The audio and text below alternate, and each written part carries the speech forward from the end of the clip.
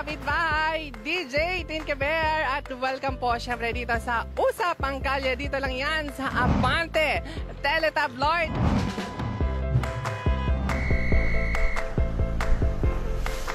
Nandito tayo sa Quezon City na kung saan makikipagchismisan, makikipagkwentuhan at makikipaghontahan tayo sa mga katambay natin everywhere. Kaya naman yung mga marites dyan, tara let's Gina Gina!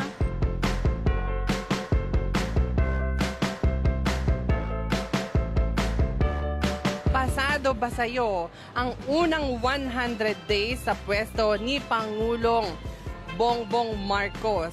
Abante o atras? Abante. Kasi una sa lahat, mahirap naman kasi talaga yung palagi tayo nakamas tapos bigla yung iba namang na binigyan ng kapangyarihan na manguli, ginagawa nila, nagiging abusado sila.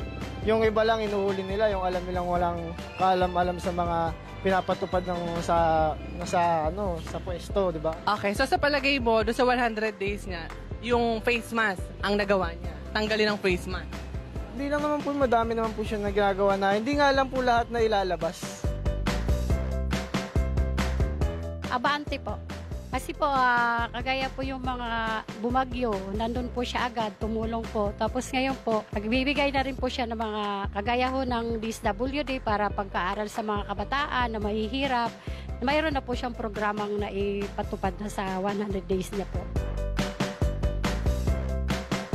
Abante, pasado. Marami din siyang nanghikayat na rin siyang mag-araming mag-invest dito sa Pilipinas. Malaki ang advantage dahil yung tatay niya, isa sa pinakamagaling na presidente. At ayan nga mga suki, ang mga magkakaibang opinyon ng ating mga ka-teletabloidista. Bukas pong muli, dito lang yan sa Usapang Kalye. At ako naman ang inyong mosang kapitbahay, DJ Tinkebear, ang inyong Abante Teletabloid reporter, walang inaatrasang balita.